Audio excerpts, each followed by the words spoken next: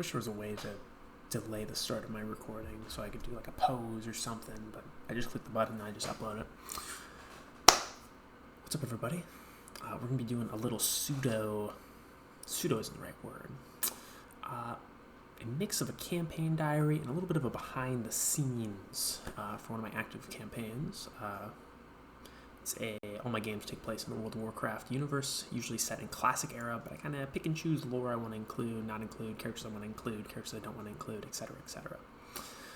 A bit wishy-washy for a lot of stuff. I kind of figure it out as I have to, because otherwise my world will never be finished, and I would never have a game to be able to run. What you're currently looking at is part of the dungeon that I first sent my players on. But before we get into that, I'm going to give you all the groundwork for what this campaign's initial spark was. So, I had just finished refining to the best of my ability my World of Warcraft system rework for a mix of 5e, 2e. And I have an ongoing game, Twilight Hammer. It's been going on for a few years now, and it's going to be coming to a close here in probably, I guess it depends on the players, but they could end it real fast. Hell, they might just get wiped on the island.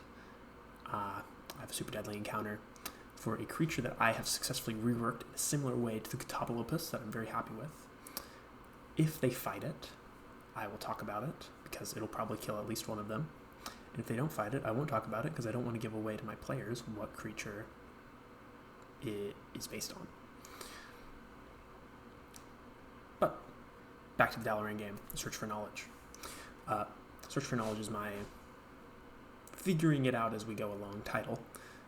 I just couldn't think of a better name. I call my players in, I give them a tag so I can @ them for like game times and stuff and ask questions and shit. Call them Spellcraft Mercenaries. Just, I don't think it's bad. I think it's a little creative. Spellcraft Mercenaries, Search for Knowledge. It's broad, because, you can't name the name. You can't name the game, like the name of the group, because they don't have a name of the group yet. You can't name them like the big bad evil guy's grand plot or whatever, because there's no big bad evil guy yet. I wanted to start a campaign where it's more like we figured out as we go along. My Twilight Hammer game is I had a narrative from the start, big bad evil guys I want my party to deal with and encounter. This one I wanted to just be like, you guys are just playing, we'll just figure it out as we go along, because this is like a true refresh. I have in my game my girlfriend Zara, and my two good friends Connor and Ryan. My girlfriend Zara is playing Mora. She is a shadow priest. My friend Ryan is playing Eravon, a good-hearted, good-natured priest of the light who really only involved himself with healing and shielding and protecting allies, along with a sinister counterpart that shares his body, an entity by the name of Shenox, who is a fire mage, who specializes almost exclusively in hurting enemies with fire spells. And I have my friend Connor on Magnus. He is a warlock who just wants to be evil and wants to be power hungry. That's all you need. Wandering band of adventurers seeking power. It's a D&D classic. I have some lore tidbits for each of them that I have in the background. Can't share here. It would spoil it for my players, because those are the only people I expect to actually be watching these. My plan for it was that this is a game type that I've called a bounty board style game. Effectively, for the first little while, they're going to be going back and forth to the hub city of Dalaran. This will be their main base of operations for at least the early part of the campaign. Dalaran is if you don't know World of Warcraft lore, is a floating mage city that is kind of independent of factions. There's still faction goings-on within, but it is not ran by either such, and looked over by the Kirin Tor. If the Horde bring war to the Alliance through Dalaran, shit's going to get messy. They're going to get their hands involved, and then shit will get crazy. So, neutral city, floats high up in the air, not achievable by normal means. had to give my players a reason to be able to get into there. So my jumping off point for telling my characters why they are in here is that every now and then Dalaran will come through the major cities and pick out people who they think are promising or worthy of being able to come into Dalaran and like make a living through there. These members would be the Council of Six. Currently they're down a member because in my world, what's that guy that Jaina has a crush on? I can't remember his name. He dies in Theramore. Ronan. Ronan has died. He was a former member of Council of Six before his demise. Current members are Carlane, Ansarim, Modera, and Forgoth, all of which are accurate up to current day, I believe. And Khadgar. In my world, Khadgar never went through the Dark Portal, and thus is on here. Still aged up by Sargeras Twisted Medivh, though. For one reason or another, reasons I haven't really divulged yet, and reasons I plan for my characters to kind of find out for themselves as to why their characters were here and what they did before, they got chosen, and they were brought in. Erevan is a special case. Erevan lived in Dalaran for many years as a prisoner because he felt like it'd be the most safe for everybody around him if Shenox was kept within a prison, because he knows that he's sharing this body, but it's like when the other one isn't active, they're just unconscious, and they wake up when next they're active. Flip a coin every day. He has the ability to turn into Shenox if he needs to. It's a big power boost. It's really nice. We worked it out. I think it's a pretty good system. So, first session, I narrate Erevan coming out of prison, being showered by the guards with like appreciations, because Erevan's a good guy. He's in like the Violet Hold, which is like the top magic's prison of all time. Shit ton of magic demons and artifacts and evil shit in there. And like he's just a dude that like some of the guards would come talk to on their breaks. Like he's chill. Like he's a little skittish. He's a little, little shy. Like he's a good guy at heart. I narrate him coming out, and he is directed towards Crassus's Landing, where there's a big meeting of a bunch of new people. It is there where there is maybe 2 or 3 dozen groups of people who are all meeting there for the first time. They look like they have their own established cliques. There's a few outstanding solo people. But right as Erevan gets there, Khadgar, Modera, and Vargoth are there.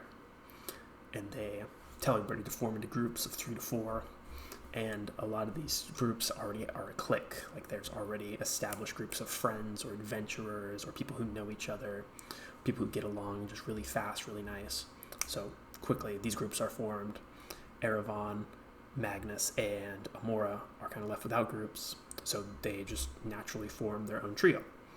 This is a pretty good way to get around the you all meet in a tavern scenario, which I find to be somewhat dull, purely because there's not a lot of jumping off from that. It's more, usually you meet in a tavern is set up so that the DM can be like, you guys are in a tavern, what are you doing? And then they role play these characters for the first time ever and don't have a very good grip of their characters, and then a thing happens. A troll comes in, the blacksmith's daughter has been stolen from him by a bunch of orcs, or an explosion goes out on the street, and then you instantly leave the tavern.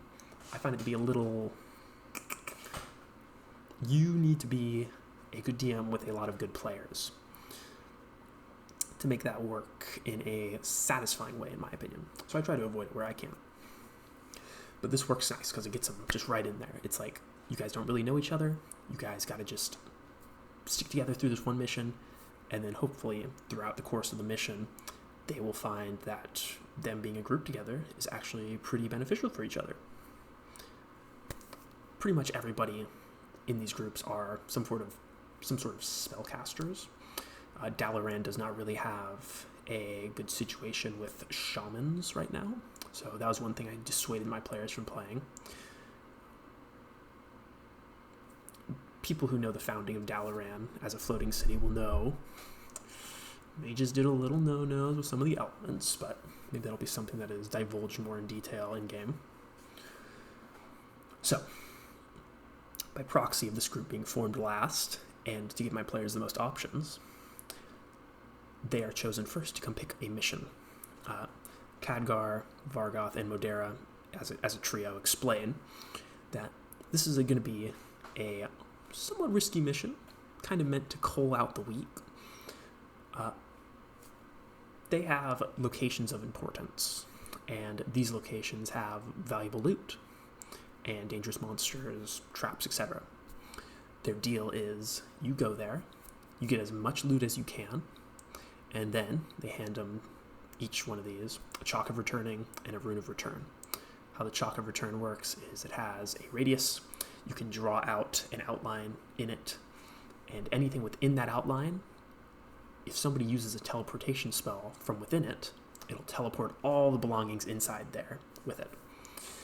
How the Rune of Return works is a person focuses on it, and then at the end of their turn, they'll teleport back to where the rune was set up, which is Dalaran. This is the main way to get into Dalaran, because pretty much only Dalaran mages, like high-ranking Kirin Tor and the Council of Six, actually know or are taught the Teleport Dalaran spell.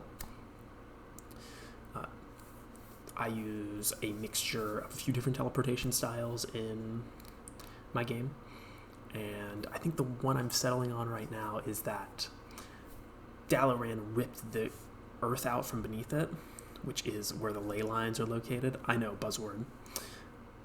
Teleporting to a ley line always succeeds, as long as there's a thing to teleport to there. And they brought their ley lines with them. They have a bunch of these magical warding crystals all throughout the city, so unintended people casting evil spells will get automatically counterspelled. Will get counterspells flicked at them if they're near these pillars. And I think there would also be some sort of level of perpetual magic, whether it's from active casters or more of these magical wards and shit throughout the city, prevent people from just teleporting in that aren't sanctioned by the city. But they're given Chalk of Return and the Rune of Returns, each of them one. And they're told, here are 3 options. You get in there, you get as much loot as you can, and you bring it back. And then when you bring it back, we'll, based on how much loot you've gathered, assess if you're worthy to stay in Dalaran, and 2, what we want our cut to be.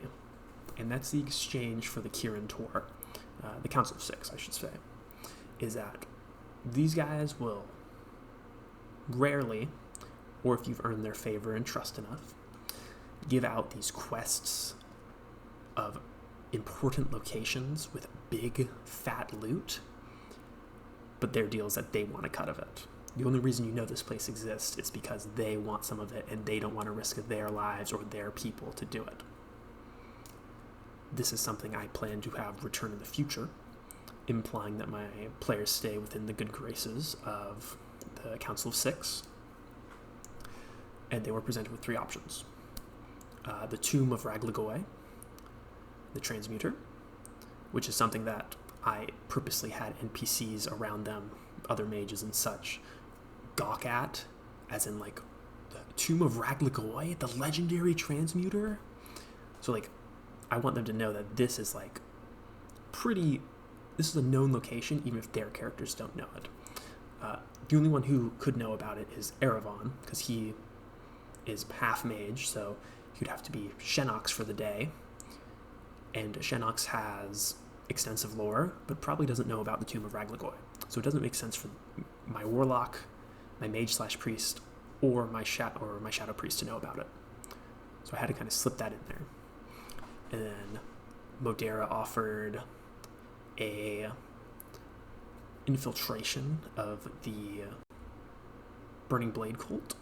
They had an outpost out in the Barrens, and there's some shady shit going on, and they've been grabbing up a lot of magic items to do something with. It's presumed sacrifice, but the plan is we send you out to the Barrens. It takes a few days, but you find their base of operations, you loot their shit before they sacrificed all of it, hopefully, kill whoever's there, and get out. And then Vargoth says he has information on a shipment of magical items, scrolls, recipes, gems, intended for Stormwind that got routed by a bunch of gnolls. And if they can get to the loot before Stormwind does, as far as they know, the Gnolls sold it off to somebody else. Hard to find traces after that. And I think this kind of goes to display 3 of their different character types. Khadgar is, in my world, a little more nonchalant. He's a bit more casual, kind of like how he is in Legion. In TBC, they make him a bit of a hard ass. And I think that's good, but like an old wizened wizard who's a hard ass, yeah, okay, great. How unique, how daring. I wanted to make him a little more casual, a little more confident in that casuality as well. Modera is more of a try to leave it a little bit better than you left it. She has information on this Burning Blade cult. She's willing to send the party there because not only is it good loot that she wants to secure for Dalaran, it's also loot that enemies won't be lost forever, and killing the people who have it will ultimately leave the world better off.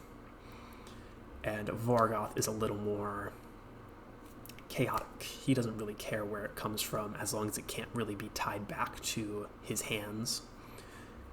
He just wants the power to be in possession of the city.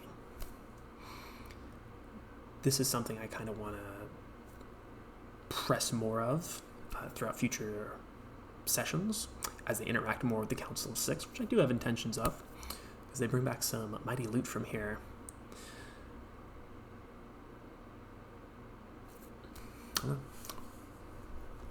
Don't know where I was going with that one.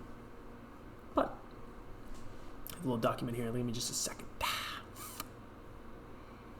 But yeah, so this brings me to another point I want to talk about.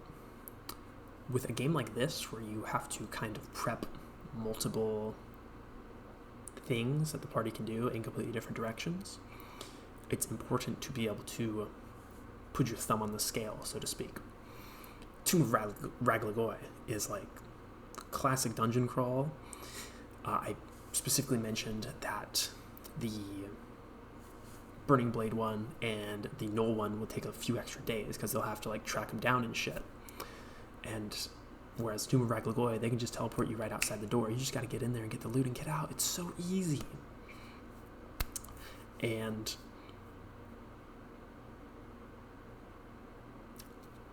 I think that's a wonderful way to be able to push your players in a direction.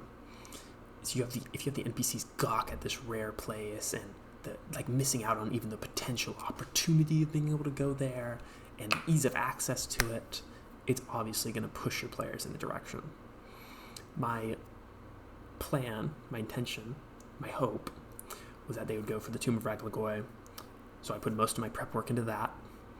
And then up next, I was like, okay, they might go for the Gnoll camp because it's a little bit easier. It's not out in like horde territory. This is something that they can figure out a lot easier.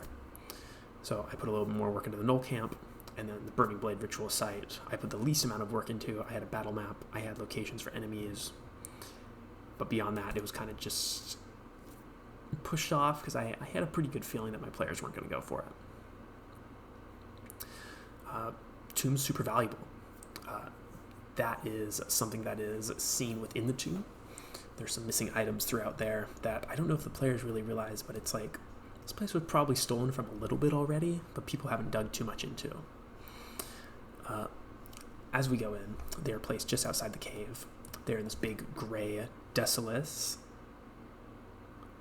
landscape. And before them is a staircase that leads up to a worked square rock that looks out over cliff face, where there's more mountains outward that kind of block it, obscure it from view. As they get up there, there is a cave entrance. And as they go in, there is a casual pathway. The circle's where they start. They go in here. The first thing they'll see is this. They'll notice a man in this corner, crushed against the wall. His metal armor is dented inward. His bones are cracked. His face is pressed against the wall. He's dead for probably a few months, maybe a few years. And there's just a single pebble in the middle of this area with a small red stain on it facing towards the direction of the man.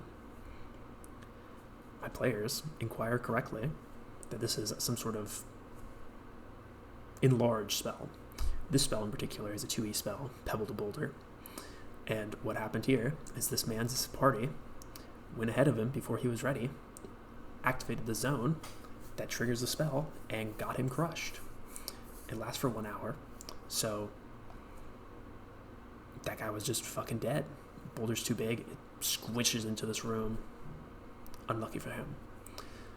They thought that it was specifically a trap intended to kill somebody who gets into the corner, which I don't blame them on, because if you get in any of these 3 directions around it, you're probably going to get killed. But they carefully remove the rock, and I think they throw it back over here, where you can still probably get around it, implying it's a 2x2. And they move up over here. Right here, they are able to see, only because they paid so close attention, they were specifically looking for it. They were to see these small runes. That's what these blue lines are. It's 2 runes against the wall that feed into each other. And if something is to cross it, it will trigger the charge on this specific location, not the specific rock, just the location, to cast a spell. Since they had removed the rock, the spell doesn't go off. Over here is a large blob. They moved a body into it. They threw it in there to see what would happen before they went into it. They were worried it would like disintegrate them or some shit. I don't blame them, because Raglagoy has been hyped up as an incredibly powerful spellcaster. It goes a 19th or an 18th level transmutationist, something like that, transmuter. And here in this room, I've deleted them all now because originally they were just for visuals. All throughout this room, including this body, is a bunch of scattered broken armor and weapons, swords, halberds, etc. This guy is decked out in heavy plate armor, and there's some more plate armor over here in the corner. Once they step in a little bit too far, I think it was right about here, they activate the trap, which is all the unbroken equipment rises up. The armor on the dead man also pulls itself up, along with the armor in the bottom right that is uninhabited. This is a trap set by Raglagoy, or quote-unquote Raglagoy. Get into that in a minute. Specifically placing a dead body, preserving it in such a state of decay where it doesn't look suspicious, and then hopefully having people run up to go check it out, and then have the body rise and attack them. There's a bunch of broken weapons as well around here, along with some pots, some large urns, maybe a foot tall and 6 inches wide in girth or so, that are just full of small pebbles that are just really fucking heavy. These broken weapons all around, pebbles scattered everywhere, porcelain scattered everywhere. Throughout the fight, whenever they'd kill a flying sword or an animated armor, one of these urns would launch itself at the nearest player and would, if it hits them, deal some damage. The story I'm trying to tell here is that people have come through here before. The guy by the entrance is a real guy that died. His armor not animating is a sign that that wasn't a trap. That is somebody who came through here and died due to somebody else's idiocy. Or lack of care, I should say. The pebbles afterwards, you only find out after the fight has begun that the reason that there's pebbles everywhere and other broken equipment is because another group has come through here and fought the animated armor and other weapons and stuff that has been destroyed and isn't fighting you right now. Ultimately, they fight it. My intention for that fight was to be showing the players that you can't just cast only spells that have hits to them. Animated armor and animated swords have an extremely high AC because they don't have flesh. They don't have something you can just cut through and make bleed. It made the combat stall out a little bit, and it's on me. The first combat probably isn't the one to be teaching you specific spells. Regardless, I found it to be an enjoyable combat. Throughout that as well, down here, which is the first location they searched, Over here is a pillar of rock. Keep the stability of upward here. This area's a little less worked towards the bottom left. And I narrated over here, where this blue square is, that there is a man looking through a hole. That man is completely made of stone. He's like frozen solid as stone, peeping through a hole like this. My intention with that is a lesson in not every plan is a good plan. And if something seems like a bad idea, you don't have to do it. If there's a hole in the wall that gurgles at you, why would you put your hand in it? You don't have to. You can. Maybe something like this will happen. Maybe you'll just die. Think a little bit. And then over here is a plateau up about 20 feet in the air, up against the wall, curves inward. It's another passageway. They climb up there, Mario Bros style, and they help each other get up.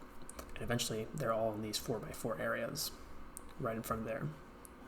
And before them is a door with big comedic-sized scorch marks underneath it, pointing outwards, as if there was an explosion on the other side of the door, a fiery explosion that has just left a big blast of soot. This is a trick that is not an outright planned trick. It is intended to work on future parties. So what happens here with my players? They see the scorch marks. They all corral at the edge of the area they climbed up. They have somebody carefully go and open the door, and then the gust of wind spell activates off the door and pushes everybody in the hallway out.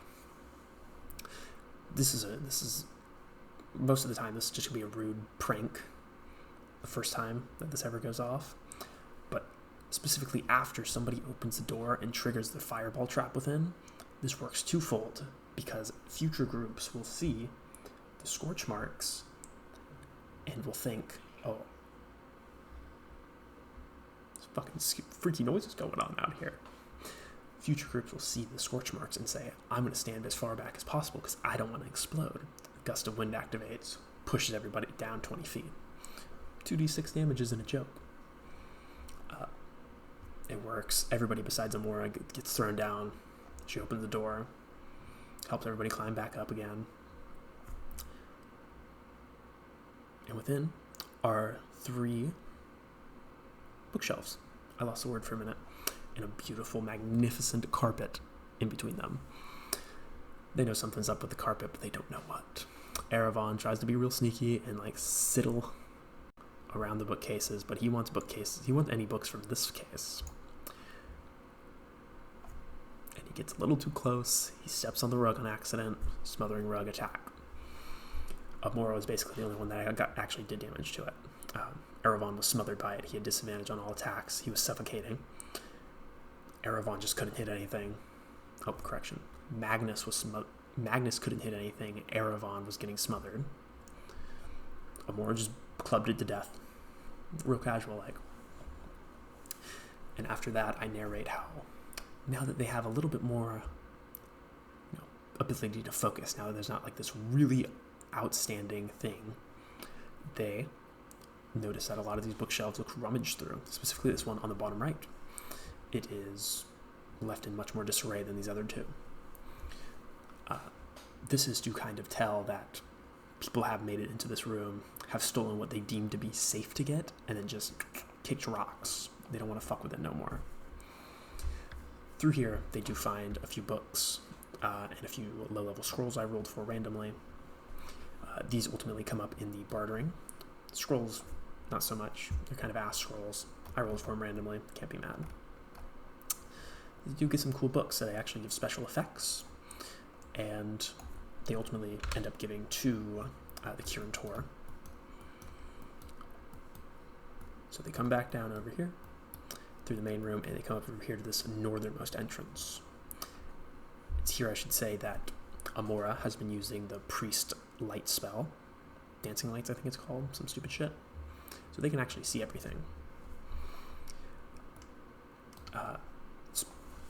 The outlook of this area is about 60 feet up. This is another one of those built into the wall, 60 feet up type of things. Way higher up than the library area down to the south. This is specifically made with the intention that people who are just using torches can't see it. Torches can't see up 60 feet. But they're able to see the lip of something leading outward towards it. So there's obviously more structure in this way. But they can't access it. They're level 2. And since they're using dancing light instead of torches, they go through here. The fire burst spell doesn't go off because there's not a fire. It was going to be like 7th level. It was probably going to knock a few of them down. Maybe it just ends the campaign. But whatever. And over here is a zone of reduction, which is prompted to go off when people enter the area.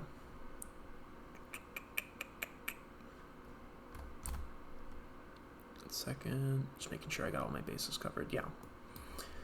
Over here in this area is a thin passage. I know it's a 5-foot square, but I specified like this is a 4-foot. Like this is something you really gotta like squeeze into. Like I specified how it would take Amora extra long because of her heavy armor. And all throughout it that they can see is just red viscera. Like it's old and it's on every surface of the wall, in the ceiling, and the floor, oozing outward from it. The story I was trying to tell here is that some poor bastard went in there and there was a zone of enlarge. And he got enlarged. And he got crushed to death. Is that how the spell works? No. Is it cool and in flavor for a transmuter? Yeah. Over here, I'm not so sure what I was doing with the blue lines. They're there. All of this is just exemplify that this is a room of fog. This whole room is full of fog. And they use a demon to scout it all out. And at the time, our sessions were kind of short, so I just let it happen. We sped right through it. They find a big statue of a pig-nosed, horned, winged beast. It's a gargoyle. Raglagoy gargoyle.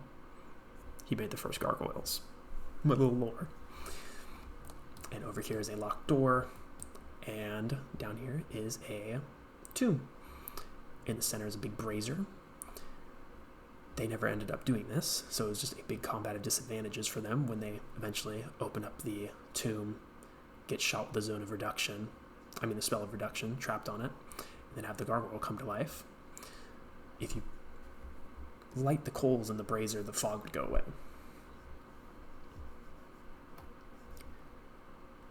Ultimately, this gargoyle was a test.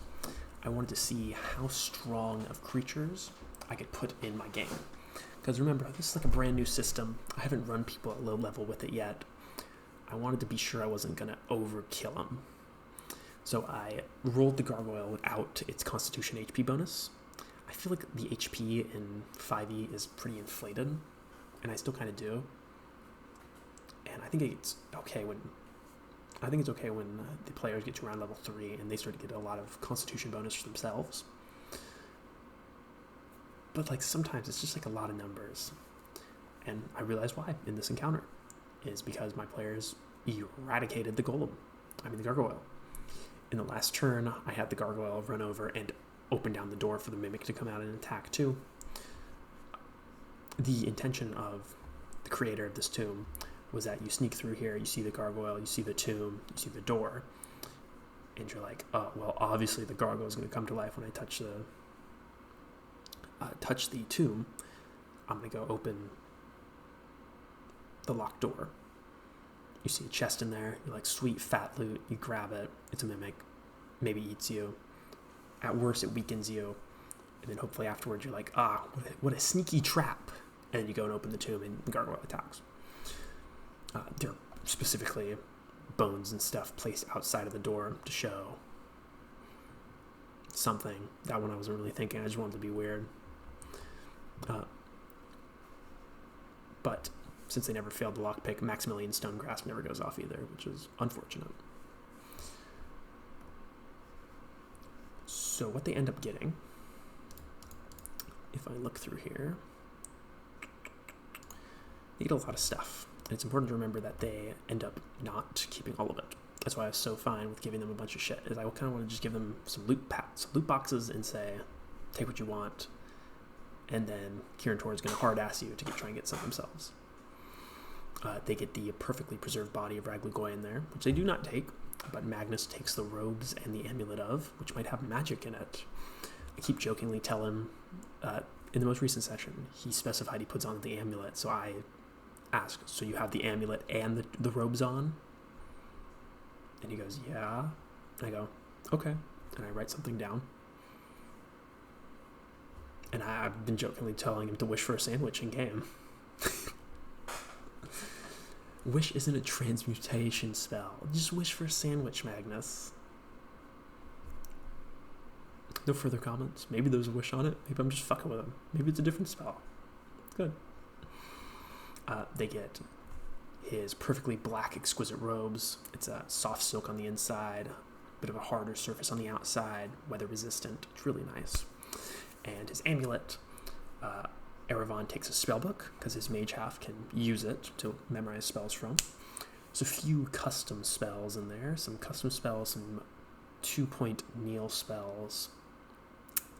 Specifically towards the higher levels, I kind of wanted to ease them into it because I know him and Ryan are a little bit newer to the whole spell system thing, and I want to be able to let them play with their 5e spells for a little while, and then if they want to, they can jump into the more advanced 2-point Neil spells. I think this is a great way to do it because these 2nd edition spells are old magic in my world, and you can't just learn them. The only people who have access to them so easily are priests and paladins who can learn as if you were a cleric.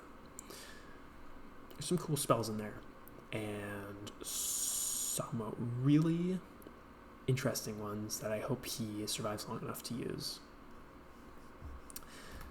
There is...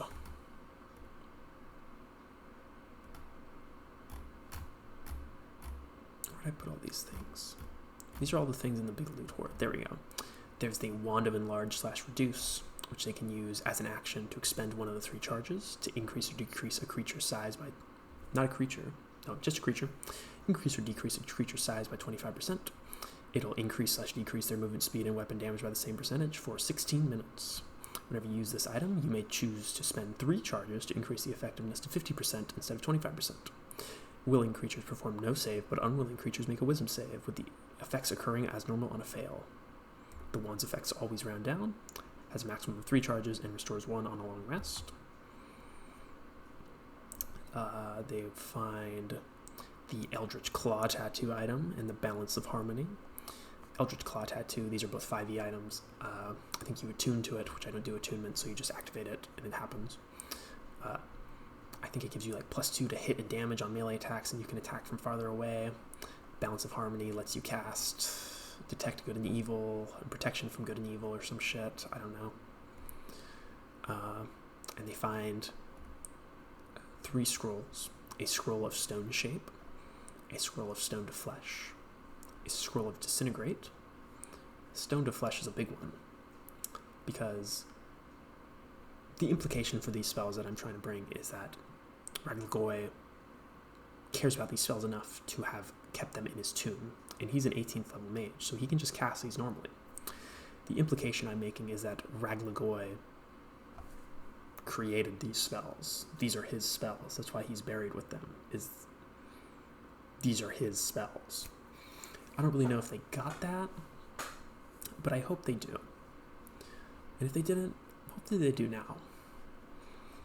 There is a potion of aging. And remember, they don't know what any of these things do until they get back and identify them all. But I'm going to read this out to you. This is the thing that the Kirin Tor is looking for in this tomb. Potion of Aging. Age 2d10 years. That's not all what it does. Where did I write down the whole thing? Age 2d10 years. Gain 1d4, I think, intellect? I can't find it exactly.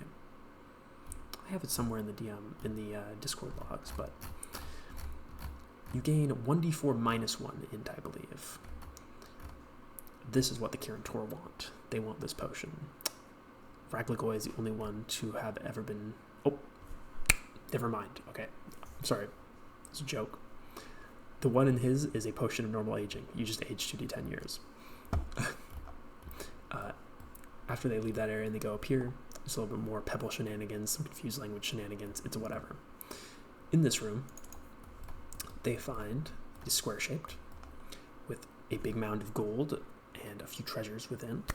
And in each corner, 3 corners, is a glass case with a rare magical herb in it. And the bottom right one is a giant scorch mark from where a case should stand. Obviously, the implication is that if you fail one of these cases, whatever they may be, you explode and die. This is where the potion of greater aging is. Along with all that, there is a note on Raglagoy's body. This appears in incredible condition. The ink towards the bottom of the letters still reflects as if it were written recently. It reads the following. Greetings, fool who interlopes upon my mentor's sanctum. Within this chest, my teacher requested I store this letter. All his possessions are placed throughout this place, as per his request. Much resides with me, but he had special mention of leaving behind specific items, scrolls, texts, and other such magical items. A majority of his wealth, too, within this place. For the sole purpose of killing as many undesirable and filthy tomb raiders as possible. In the main chamber past the entrance hall in the south is a raised platform. Beyond that platform is a few of the master's books and scrolls. In this chamber are magical items within the chest and my mentor's most prized creation within his tomb. Finally, to the northernmost pass and raise is all his remaining wealth, along with multiple potions. It was his will that I constructed this place and this letter, and I have never let Raglagoy down, even in death. Now please, do your best to suck every ounce of this place's worth at your own peril. Yours truly, Archmage Arugol. Now, this is good. IMO. It lays out everything they can expect in here. It's a source that has willing reason to tell them where these things are. He wants them to go check them out. He wants them to go in there and die trying to get loot. It was his purpose. And so far, environmental storytelling says he succeeded in a lot of those. They come into here, following the northernmost pass, and they investigate these 3 pillars with the herbs in them. They all have questions on them. Questions that could be answered should they have been paying close enough attention in the last few sessions. Now, each of them reads, this first line is the same among them all. Speak carefully. This treasure only accepts 5 wrong answers. Whisper close and speak with sureness. And there's no indication of how many wrong answers have been said before, besides the one that has already exploded. So there's no incentive to guess. They can sit here and say 4 wrong answers and maybe not explode, or they can say 1 wrong answer and explode. First says, my finest creation. The gargoyle. It's his name, Raglagoy. He named it after himself. It's cute. Second one, which is my most trusted confidant. If you read the note, Archmage Arugol. And my base of operation. This is something you would need in-world knowledge of. Something I was kind of hoping that one of my players would ask, do I know the name Archmage Arugol? I could have him roll a history check. Also on the tomb of Raglagoy's, like the foot of his tomb, was inscribed the text, the Bane of Shadowfang Keep, Master Transmuter Raglagoy. If you know anything about Archmage Arugol, you know he resides in Shadowfang Keep. They don't get the Shadowfang Keep one. That one has the best herb in it, because I expect them to not know it. But they get 2 other awesome herbs. and they spend the rest of the time digging through this gold and sorting out loot. Within this mound of wealth is a crystal ball. One you can use to scry on people. I use the 2E version. I like it. They've used it. I enjoy it. It's helped them a lot. There's a dagger, which is magical. They don't know this at the time, but it's cursed. It's called the Enchanter's Friend. Deals normal dagger damage, and it can hold up to 4 enchantments from other enchanters, which is a profession. The existing enchantments are, first off, a -2 to hidden damage, and the second one is cursed. The last to touch it will have the dagger appear in their next main hand attack and attack with it instead. Whatever weapon the creature was wielding is instead sheathed in its normal location. This is a reference to Georg. If you know, you know. There's also the potion of lightning immunity. Upon consumption, the imbiber becomes immune to lightning damage for 1d4 plus 2 rounds. This may be drank in half increments. Drinking half the potion provides immunity to lightning damage for 2 rounds. And then I have the description of them. Potion of poison. Upon consumption, they take poison damage. Potion of gaseous form. Potion of haste. 2 oils of acid resistance. An oil can be used once on 4 pieces of armor, 4 times on any individual item. In any combination, the item coated will have a +10 to its save against being destroyed via acid.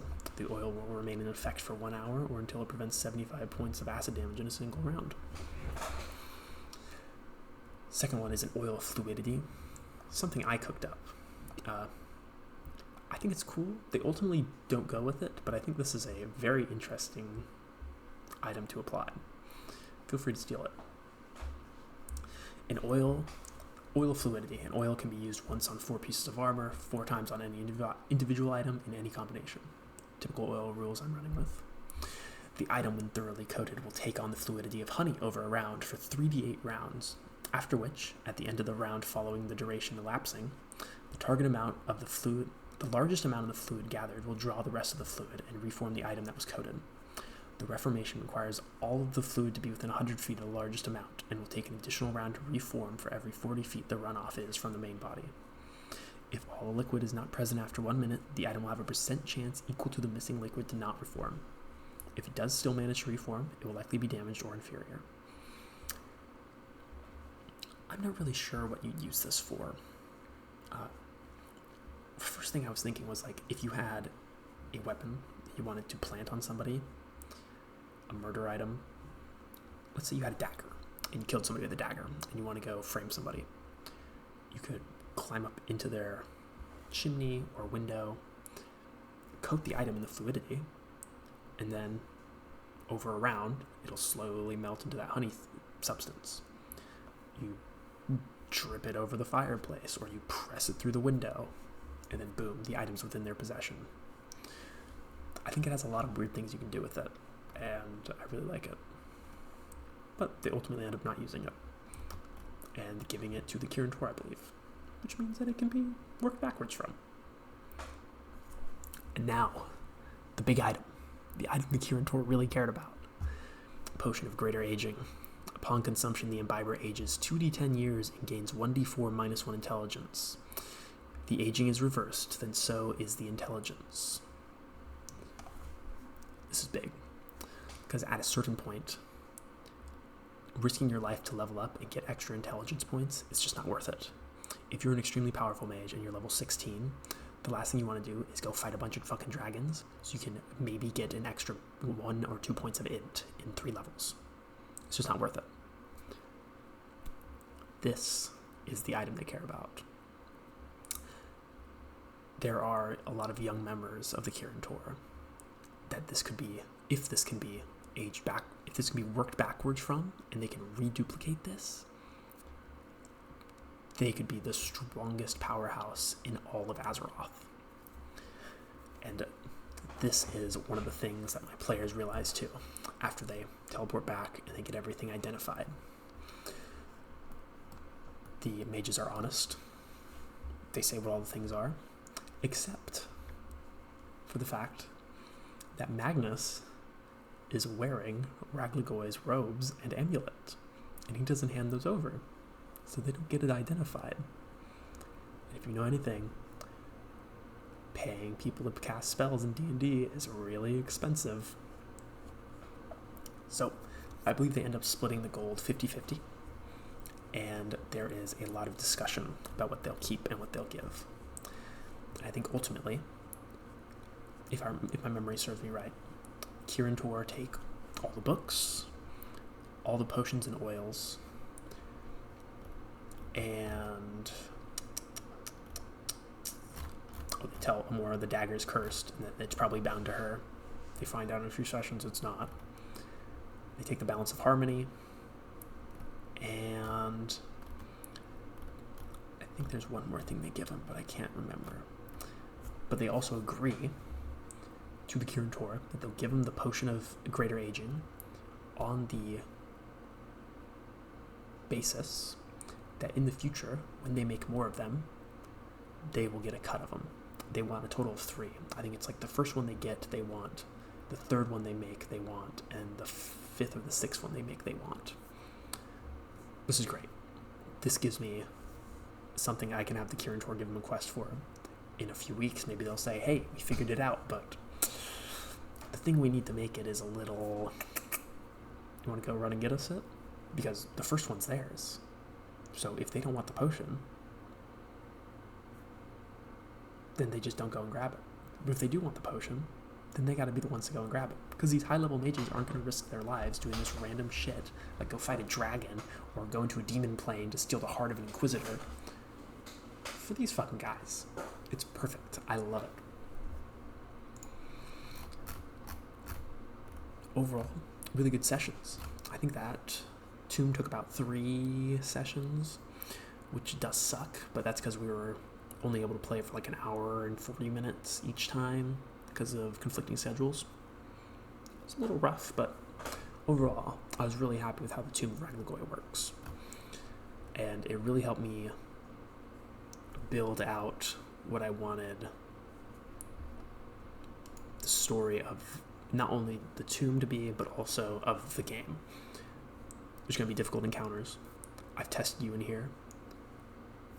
I'm pretty sure I know what you can and can't handle. It's up to you to figure out how to beat the things you can't handle. There's stories in the environment. You just got to look enough for them.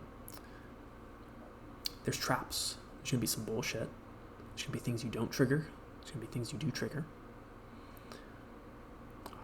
Not everything's free. Just because you teleported here and you did all the work doesn't mean you get all the loot.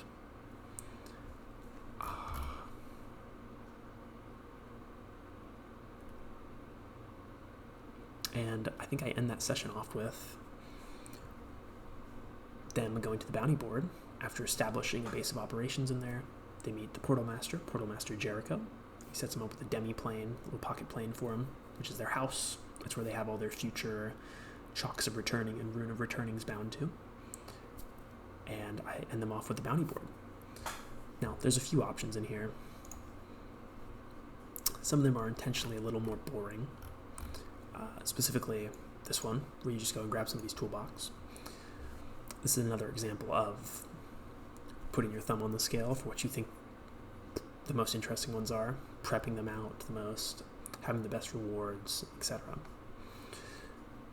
What I really thought the most prominent of these was going to be the Harpies, which I do ultimately end up going with, and then the Wolfman from Silverpine Forest. If you play World of Warcraft, you know what that means. Demons and Herbs.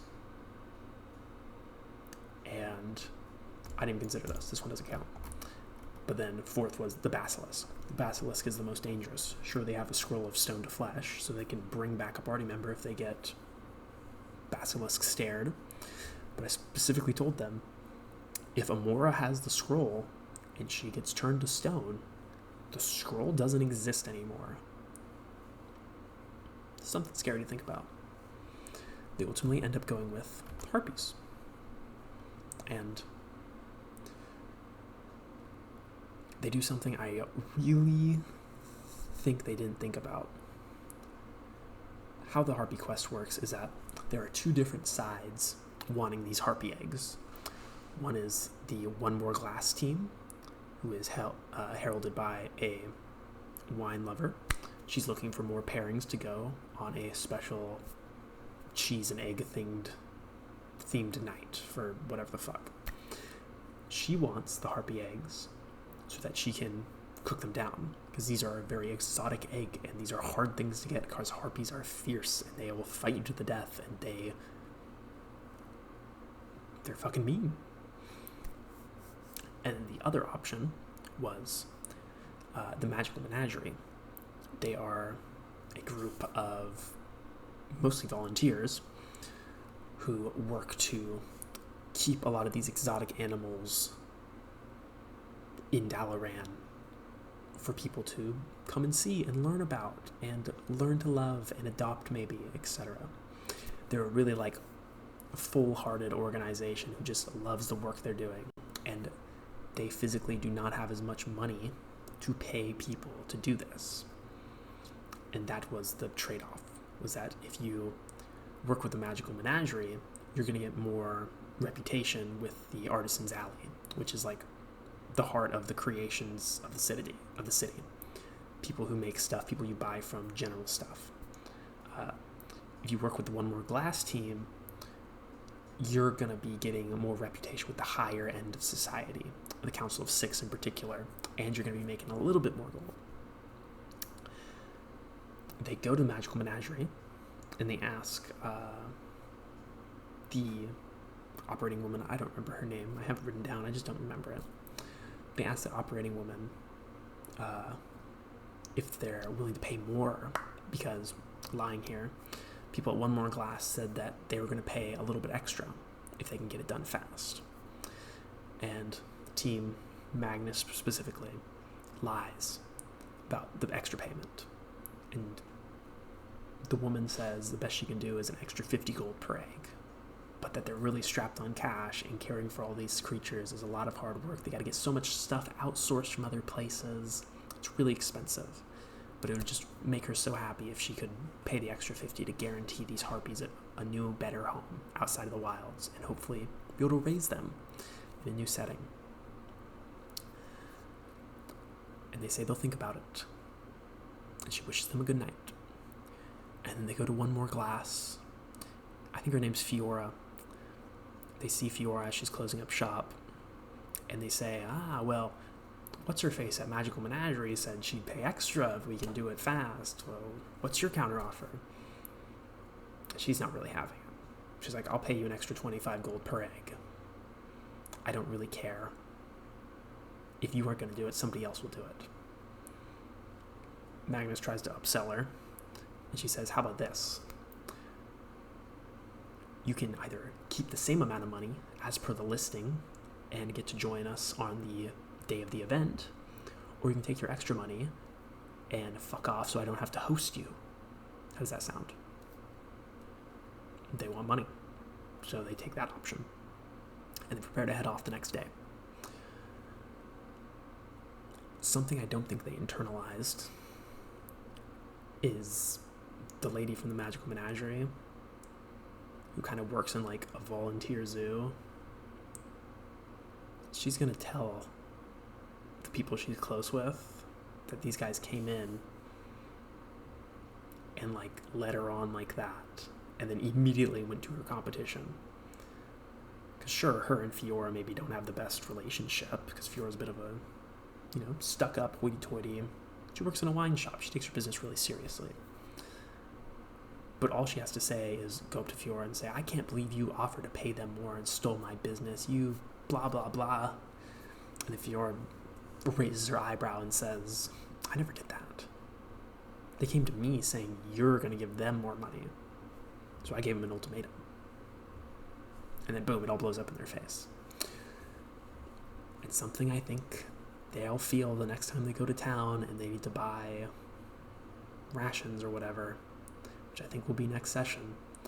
They'll realize prices are going to be a little bit higher for them, and they're going to be in a little less good graces with a lot of these people that they haven't even met before, because those are the guys that cheated the lady at the Magical Menagerie out of extra money and led her on just to turn their backs on her.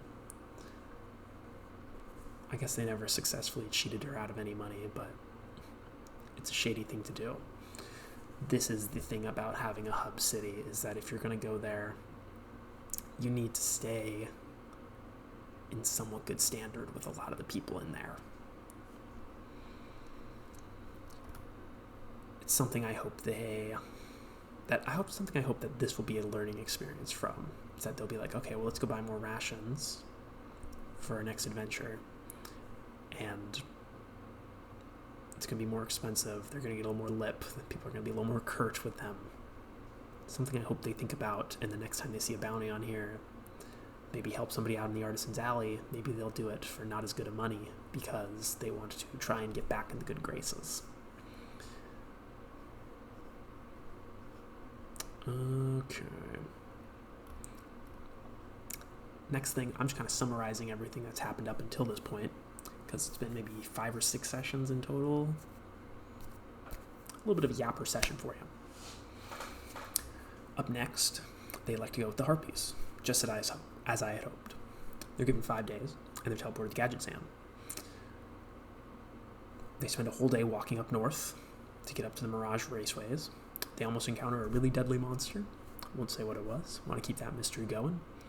But ultimately, Amora, have her make a perception check. She hears some of the shadow whispers in her ear telling her it's dangerous. They like to go around it. Takes a little extra longer. They aren't able to quite make it to the Mirage Raceway, but do so the next morning. It's really fucking hot. They're really fucking dry. They're deep in the earth.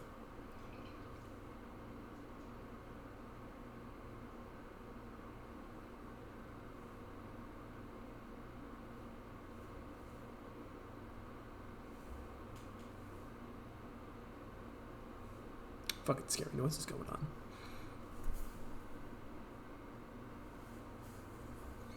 They're deep in the earth. It's miserable. They get to the raceway. They talk to the locals there. They hear, oh yeah, it's going to be like probably a few weeks before you can get up to where the Harpies are. They have 4 days.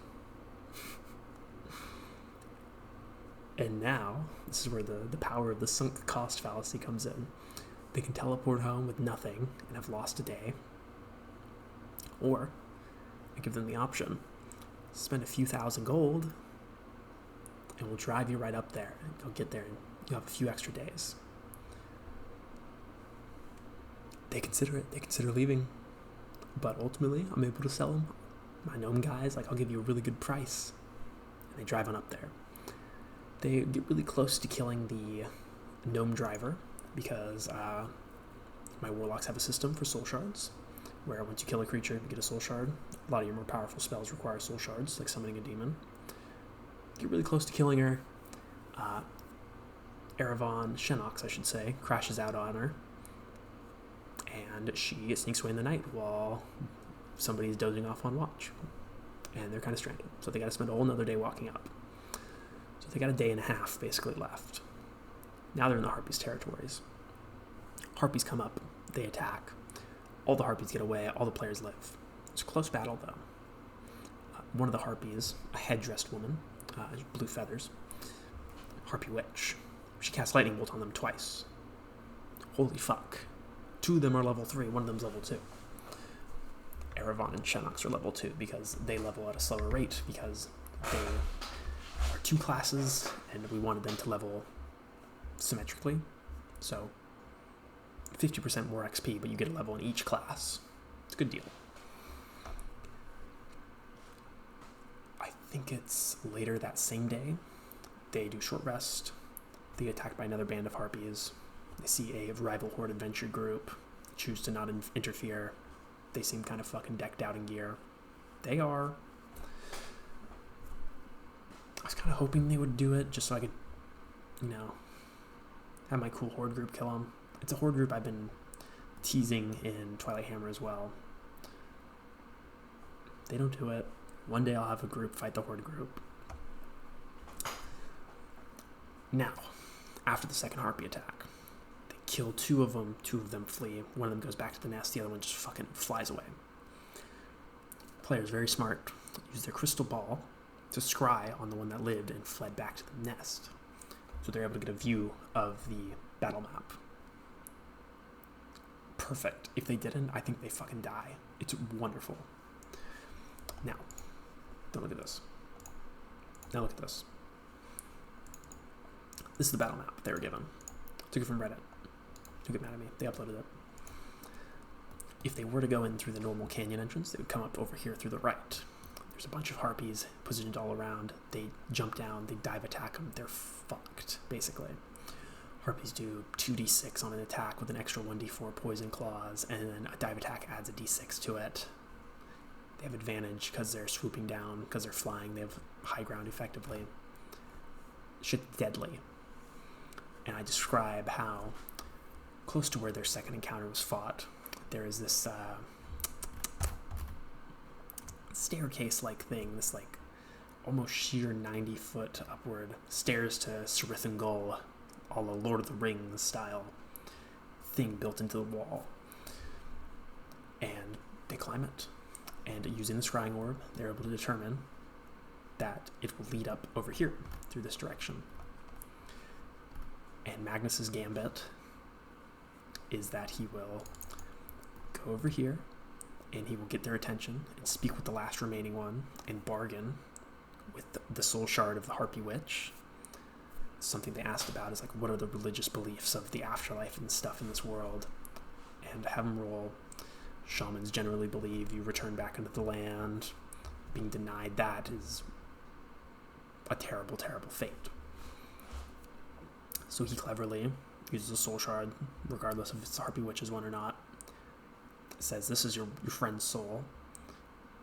Let us go with some of your eggs, and I will return them into the earth and break this. All of the harpies are over here, and with his speech, which he does his speech. It goes on. While he does that, I give Amora and Eravon a chance to scoot around this way. I give them advantage on their stealth checks. And I give Magnus advantage on his intimidation check. So while they're doing that, Magnus is, what would be the word? I would say, like, talking with, but it's more of distracting. Over here, Amora builds the first half of the chalk area, and since this area is at a lower elevation, they have to have Eravon run over there and draw the rest of it. What happens is that Amora, eventually they notice this when they start to draw it, everybody rolls for initiative. How it works is I separated the harpies into two different groups. Two of them go over and attack Amora. Three of them run down and attack Magnus. Amora spends her whole turn concentrating on the stone. How the stone works, Rune of Return, is it places you at the end of initiative. If you are still not unconscious when that time arrives and you do no other actions, you'll teleport away. Eravon is going to go to the other side and complete the chalk outline between these two nests. So they get away with a bunch of random loot, 3 eggs, and just each other. So Amora spends her whole turn concentrating on this. She gets attacked by these 2 harpies. She's left at 1 HP. If she had fallen unconscious, she would have lost her ability to teleport with that, and she would have had to start a whole new turn for it. Eravon has to run past them and spend his action to draw the rest of the circle, quote-unquote, outline. And I rule that it's such an odd thing to like bend down and draw with chalk in the heat of combat over 6 seconds. You need your action for it. And he realized from where he was positioned, he needs more than 30 feet of movement. He needs like an extra 10 feet of movement to get where he needs to finish it. Magnus has an ability called Burning Rush, which as a reaction, Magnus will take damage and grant additional movement speed to himself or an ally. He takes that. Gives it to Eravon. Eravon's able to finish it off. Now, it's the Harpy's turn, by Magnus. 2 of them attack him. One of them misses. Takes a little bit of damage. Magnus's turn. He has to run away. 2 Harpies get an attack of opportunity off on him. 1 misses, 1 hits. He realizes he doesn't have a full 30 feet of movement speed. He was like right here. And he can't use Burning Rush because he already used his reaction to give Erevan it. So he just has to swallow it and take the dash action to get into the radius. And then what I did was, next two initiatives is the Harpy Witch, who they know has lightning bolt. I don't know why I lost that word. Who they know have lightning bolt, and then after that, it's Amora's turn and they teleport away. I have the Harpy Witch line them up in such a way to where she could hit Amora with lightning bolt. Erevan counterspells it. Cinema. Erevan counterspells it. And I have her make an intelligence check and land.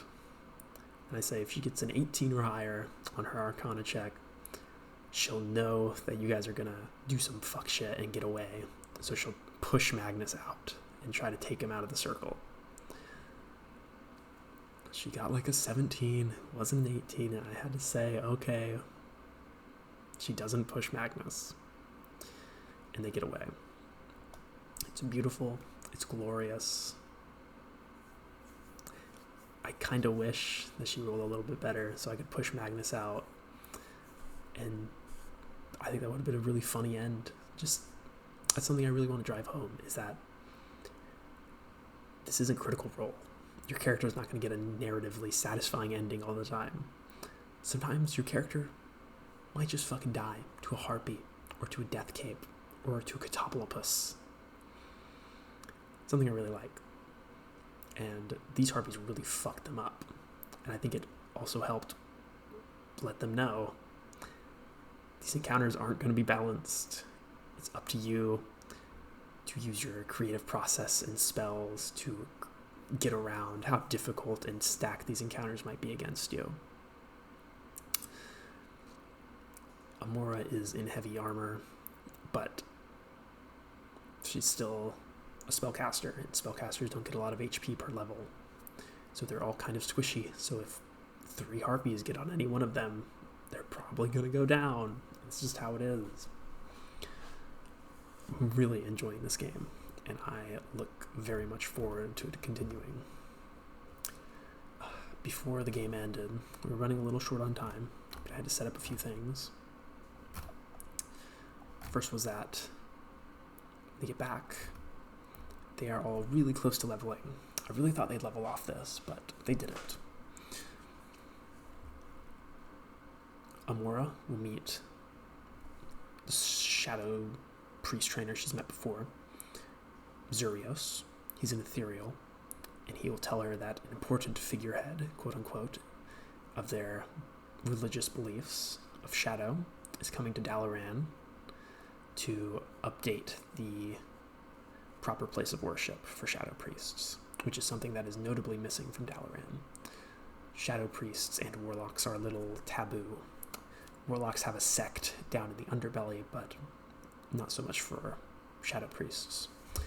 This character exists almost entirely to help shadow priests, who are somewhat rare, especially in Dalaran. She found a coin, one of his trading coins, and presents it to him. And he asks, "What do you want?" And she says, "Heavy armor."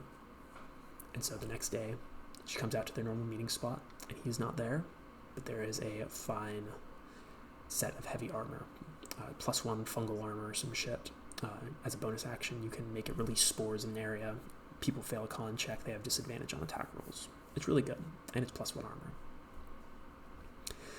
Magnus goes down to the Warlock Enclave, where he meets a man by the name of Darren.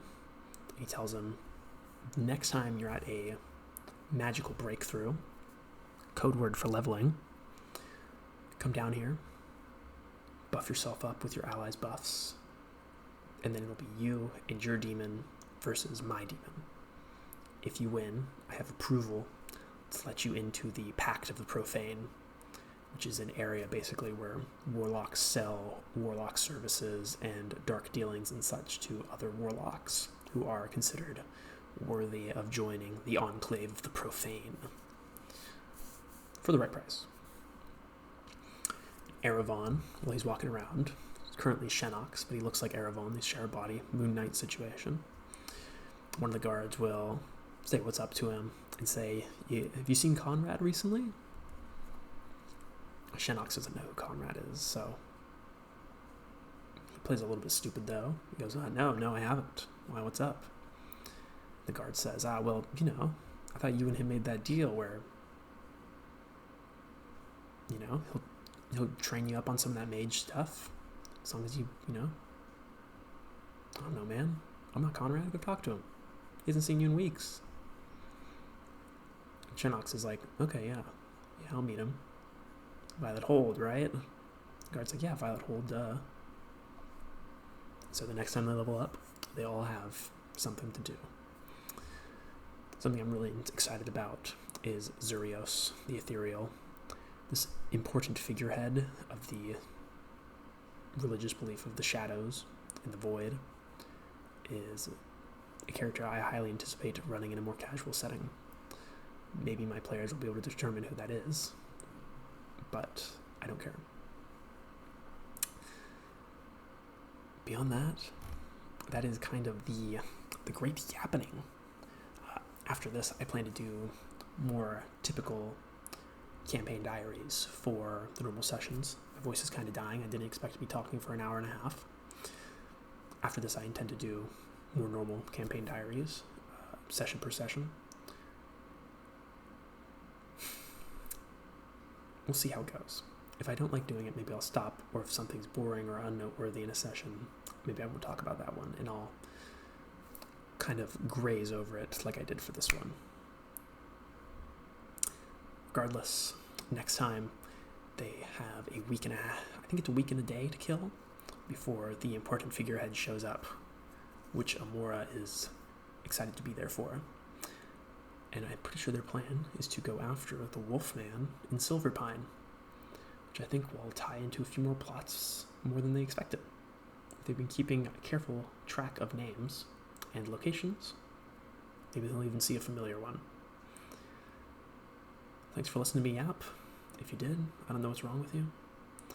Next video will either be talking about what I love about harpies and what I would change, in a similar vein to the Catopolopus video. And if it isn't, it might be the next campaign diary. I don't really have an ending yet, so I'll see you later. Time to look down so I can turn off OBS.